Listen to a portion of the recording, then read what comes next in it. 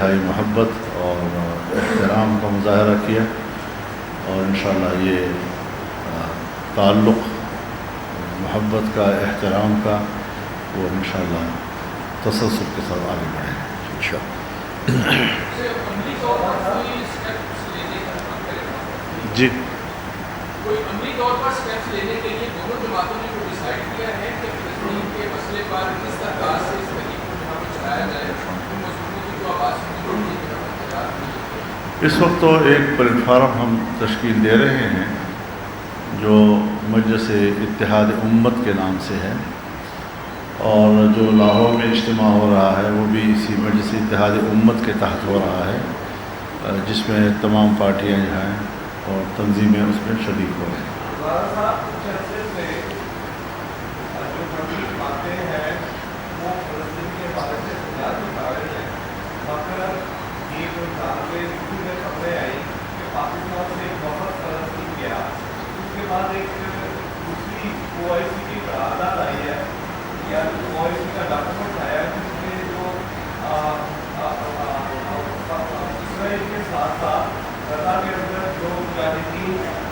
Fight کر رہے ہیں ان کی بھی مذمت کی گئی ہے یا وہ لوگ اپنی آزادی کے لیے لڑ رہے ہیں، بس کسی بات سے ایسی جو پاکستان حکومت کی صورت حال ہے اس سے خاموش کیوں ہے، اس کو کنڈیم کیوں نہیں کرتے، اور جو وفد کیا تھا وہ تازہ کیوں نہیں کرتی کہ جی وہ ساتھ آنا چاہیے، کون لوگ تھے اور ان کو کس سے بجوایا تھا پاکستان سے؟ کوئی بھیجنے والا نہیں ہوتا۔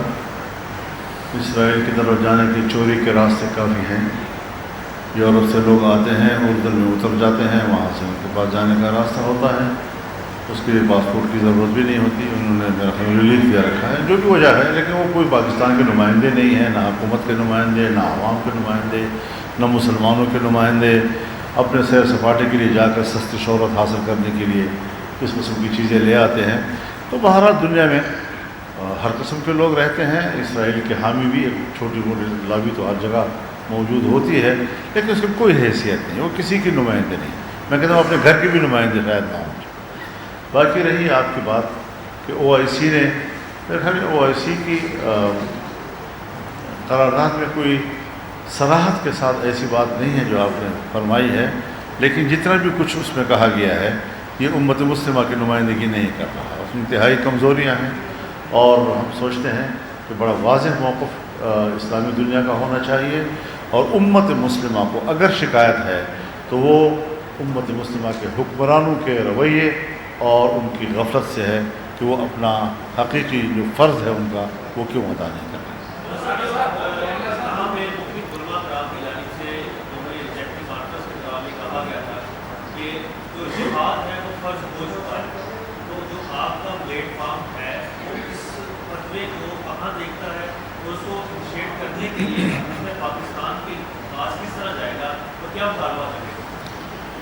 دیکھیے، جہاں تک لفظ جہاد کا تعلق ہے یہ انتہائی مقدس لفظ ہے، اور اس کی اپنی ایک حرمت ہے، یہ قرآن کی بھی اصطلاح ہے، یہ احادیث کی بھی اصطلاح ہے، یہ فقہا کی بھی اصطلاح ہے، لیکن جہاد کا کوئی بھی مرحلہ جب آتا ہے تو وہ نماز کی طرح نہیں ہے کہ نہ اس کا وقت تبدیل ہو سکتا ہے نہ اس کا طریقہ تبدیل ہو سکتا ہے، وہ تدبیر کے تابع ہوتا ہے کہ جہاد جب لڑا جائے تو اس میں کیا تدبیر اختیار کی جائے۔ آج جب مسلم دنیا جغرافیائی طور پر منقسم ہے اور 57 اسلامی ممالک اس وقت موجود ہیں، تو پھر ظاہر ہے کہ فلسطین کے اندر کے مسلمانوں کی پوزیشن اور ہوگی، اس کے ساتھ جو اس کی سرحدات ملتی ہیں، پھر ان کے فرض اور ان کے جو فرض عائد ہوتا ہے اس کی نوعیت پھر اس سے مختلف ہوگی، جو اس سے دور رہتے ہیں۔ تو اس میں اگر مالی طور پر بھی کوئی شریک ہوتا ہے یا سیاسی طور پر کو سپورٹ کرتا ہے، وہ سب کے سب ایک ہی جہاد کا حصہ بن جاتے ہیں۔ اور یہاں تو ایک پتہ نہیں کہ کس قسم کے لوگ ہیں کہ عجیب سا ایک، وہ یہ نہیں سوچتے کہ میں اپنا مذاق اڑا رہا ہوں، اگر میں مسلمان ہوں تو میں اپنے اسلام کے ایک اہم حکم اور اس کی اصطلاح کا مذاق اڑا رہا ہوں، کبھی کہتے ہیں جی پھر فلانا پہلے جائے، پھر فضل الرحمان کیوں نہیں گیا، پھر فلانا کیوں نہیں گیا. اس قسم کی چیزیں جو ہیں یہ صرف ایک مسخرے پن کی صورت تو ہو سکتی ہے، کوئی سنجیدہ شکل نہیں ہے ان لوگوں کی، تو ہمیں اس کی پرواہ بھی نہیں ہے. ہمیں جو اسلام کہتا ہے، جو شریعت کہتا ہے، اگر آپ ہمارے اس بات کے ساتھ اختلاف کرتے ہیں تو پاکستان کے اندر بھی تو انہیں علماء نے کہا ہے نا کہ مسلح جنگ جائز نہیں ہے، تو اس کا احترام کیوں نہیں کیا گیا؟ وہ تو انہیں علماء نے کہا ہے. جہاں پر ضرورت ہے، جہاں پر اس کی اسلحے کی ضرورت ہے، جہاں پر تحریک کی ضرورت ہے، جہاں پر جماعتی قوت کو بڑھانے کی ضرورت ہے، پبلک کے موبلائزیشن کی ضرورت ہے، سب جہاد کے زمرے میں آتی ہیں. لیکن ہر جگہ کے ماحول جو ہے وہ مختلف ہوتا ہے اس کے لیے، اور اس کی مناسبت سے تدبیر طے کی جاتی ہے.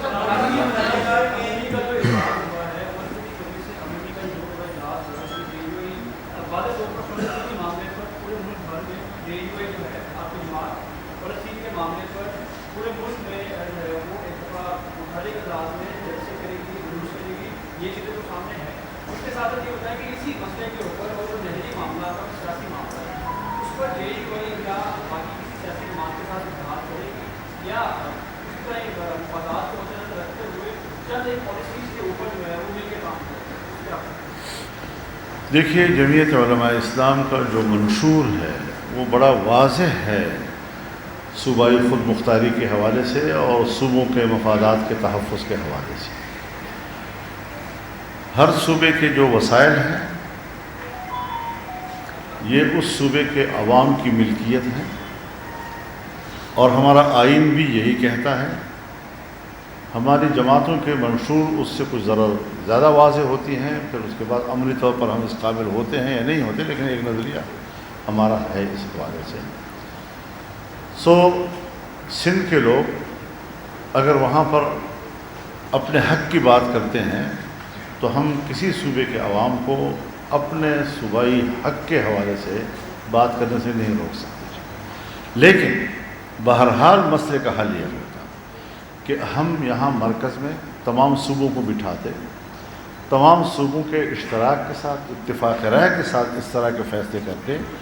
ہم نے اپنی اسی روش سے کالاباغ ڈیم کو بھی متنازع بنا دیا. آج ہم نے اسی روش کے تحت نہروں کے مسئلے کو بھی متنازع بنا دیا. کیا ہمارا ملک اتنا بھانج ہو چکا ہے کہ ہم مسئلے کا حل تلاش نہیں کر سکتے؟ کسی تنازع کے پیدا ہونے کی صورت میں ہم ان کے کھوک سے کوئی حل نہیں نکال سکتے؟ تو یہ نااہلی ہے حکمرانوں کی. اور جیسے کہ وہ کوئی چیز قوم سے چھپانے کی کوشش کرتے ہیں، جیسے ان کے اندر کا کوئی ایک چور ہوتا ہے اور وہ اپنے مقاصد مفادات کے لیے کچھ کر رہا ہوتا ہے. تو اس حوالے سے جمعیت علماء اسلام نے یہ قانون یکسر مسترد کر دیا ہے، اور کسی طریقے سے بھی یہ جو منرل والا ہے ان کو بھی مسترد کیا ہے، اور نہروں کے حوالے سے بھی ہم نے کہا ہے کہ ایک متفق رائے ہونا چاہیے.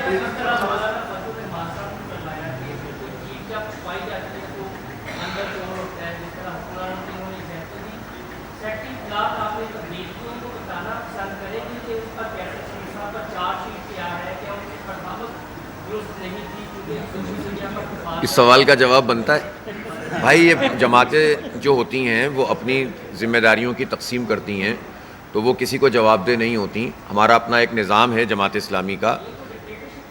جماعت اسلامی تو تنظیم ہے نا، اجتماعیت ہے نا. فیصلہ ہم کریں گے، آپ تھوڑی کریں گے کہ ہمارا سیکرٹری کون ہوگا. میرے بھائی اس طرح کے سوالات سے اجتناب فرمائیے. اس وقت ہم یہاں تو بیٹھے ہیں. جی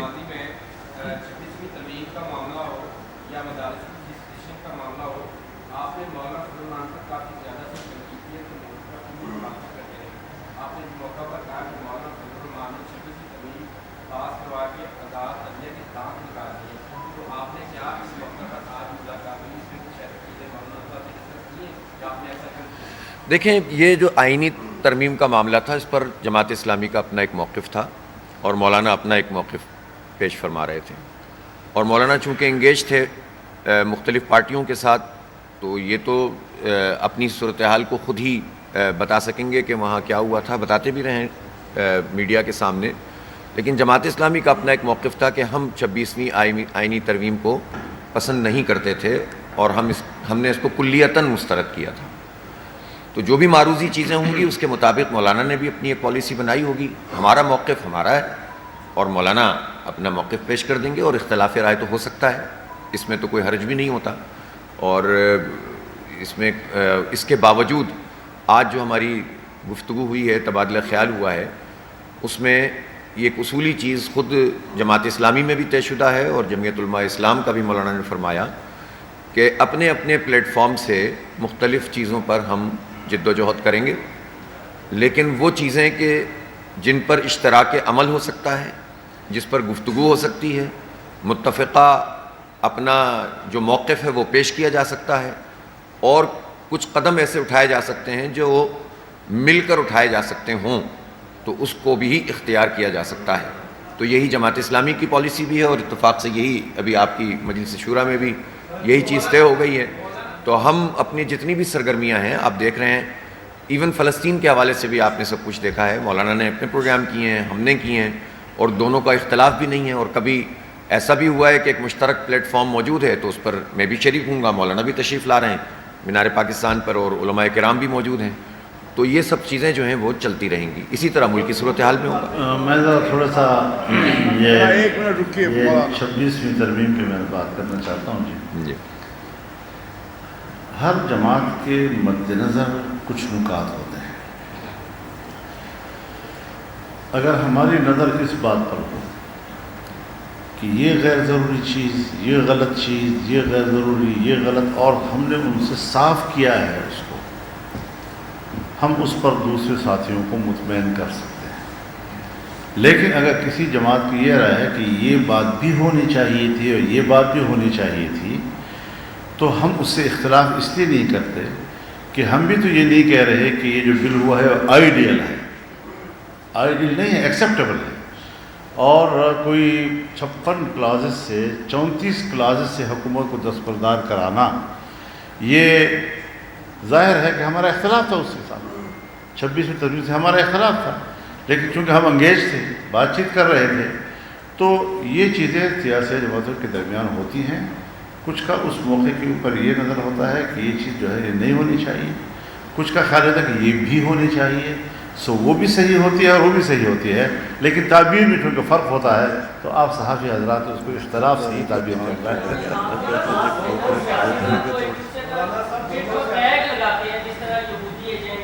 جس طرح نام نکالے جاتے ہیں, آپ صاحب آپ کے پہلو میں بیٹھے ہوئے ہیں, پریس کانفرنس سے ہم نے یہاں پر اٹینڈ کی ہے. یہ جاتا ہے کہ کھائن کو بیچا گیا ہے, تو سیاستدان یہ کرتے ہیں نا, اب آپ ساتھ بیٹھے ہیں یا تو کھل کے بات ہوگا کہ ہم آئندہ ایک دوسرے پر ایکسٹریم نہیں جائیں گے, قوم کو محبت کا پیغام. دیکھیے میں اس بارے میں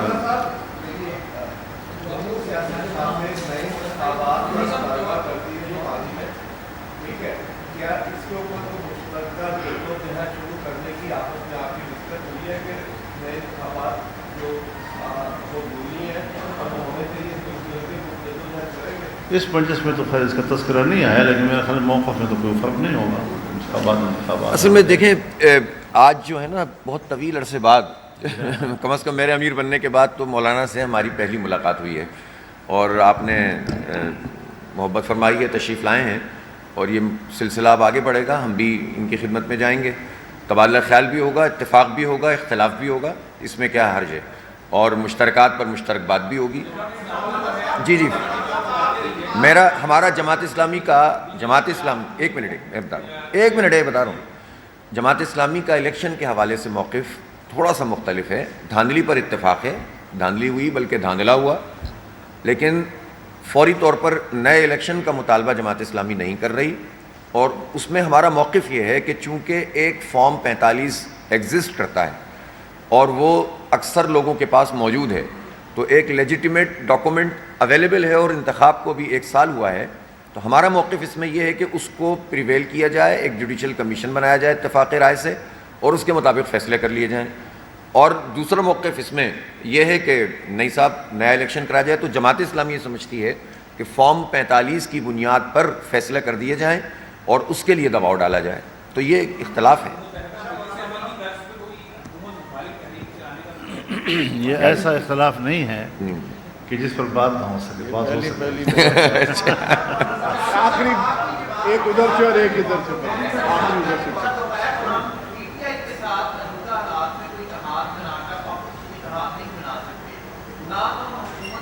ایسے ہی رابطے رہیں گے.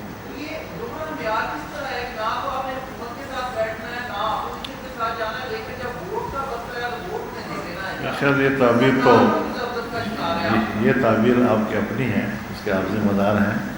پوری دنیا میں جمہوریت جہاں پر ہے وہاں ضروری نہیں ہوتا صرف حکومت کا جو بینچز ہوتی ہیں وہاں پر وہی بیٹھتے ہیں جو اتحادی ہیں. کبھی بھی اپوزیشن بینچوں پر یہ ضروری نہیں ہے کہ سب اتحادی بھی ہوں، بلکہ جو گورنمنٹ میں نہیں ہے وہ اپوزیشن میں بیٹھتا ہے، جو گورنمنٹ میں نہیں ہے وہ اپوزیشن میں بیٹھتا ہے اور اپنی شناخت کے ساتھ بیٹھتا ہے، اپنے موقف کے ساتھ وہاں بیٹھتا ہے. ہاں اپوزیشن جماعتوں کے بیچ میں پھر ضرور یہ رابطہ رہتا ہے کہ روزمرہ کے معاملات پر اگر کوئی بل آتا ہے یا کوئی تحریک التوا آتی ہے یا کوئی واک آؤٹ آتا ہے یا کوئی احتجاج آتا ہے تو ہم مل کر سکتے ہیں اور کرتے رہے ہیں. ایسا بھی نہیں ہے، بعض دفعہ نہیں بھی کیا، بعض دفعہ کیا بھی ہے.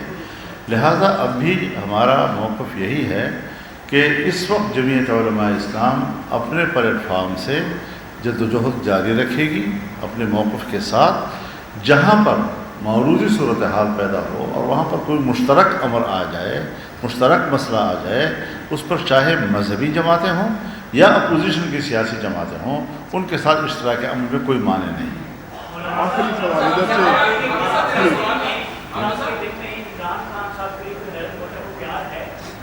کیا چیز؟ میں بڑی وضاحت کے ساتھ کہوں. دیکھیے آپ ایک تو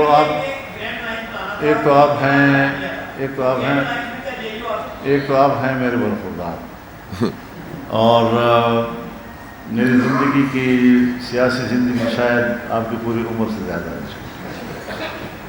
تو میں انتہا پسندانہ اور شدت پسندانہ سیاست والا نہیں.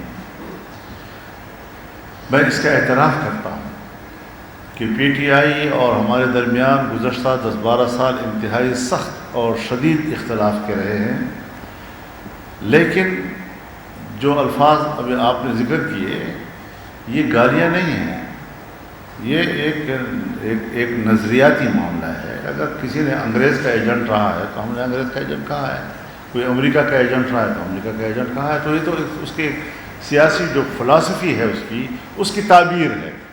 اب اس تعبیر میں آپ یہ کہہ سکتے ہیں کہ یار آپ اتنا سخت لفظ نہیں کہنا چاہتے، یہ اس حد تک، اس سے زیادہ نہیں. ہم اب تعلقات کو واپس وہاں لانا چاہتے ہیں جہاں پر جمعیت علماء اسلام کا طبی مزاج ہے، جو اس کے معمول کی سیاست ہے اس پر واپس لانا چاہتے ہیں. ہمارا اختلاف پیپلز پارٹی سے بھی ہے لیکن دشمنی تو نہیں ہے. ہمارا اختلاف مسلم لیگ سے بھی ہے لیکن دشمنی تو نہیں ہے.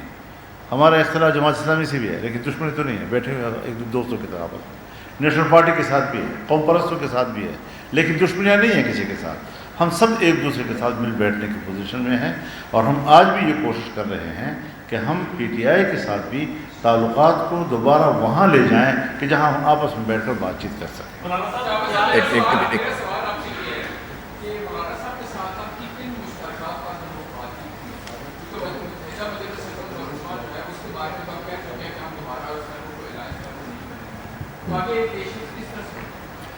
میرا خیال ہے بہت واضح بات ہے. سب سے بڑا مسئلہ تو اس وقت پوری امت کا اور انسانیت کا فلسطین ہے، غزہ ہے، اور امریکہ اور اسرائیل کی جو اس وقت ظلم ہے. اسرائیل جو کچھ کر رہا ہے وہ امریکی سرپرستی میں کر رہا ہے اور اس پر ہمارا بالکل مکمل اتفاق بھی ہے. اور ہم یہ چاہتے ہیں کہ پاکستان میں تمام سیاسی جماعتیں اس حوالے سے اپنے موقف کو بھی واضح کریں اور مظلوموں کے ساتھ کھڑے ہوں اور ظالموں کی مذمت کریں، چاہے وہ امریکہ ہو یا اسرائیل ہو. دوسری بات یہ ہے کہ ملک میں آئین اور جمہوریت کو پریویل کرنا چاہیے، بالادستی اس کی سب کو قبول کرنی چاہیے اور تمام جتنے بھی ادارے ہیں، چاہے آئینی ہوں، چاہے پاکستان کے اور دیگر ادارے ہوں، ان سب کو یا جتنے بھی ریاست کے سب کو اپنی اپنی آئینی حدود میں کام کرنا چاہیے. اس پر ہمارا ہی نہیں، ہمارے آئین کا بھی اتفاق ہے.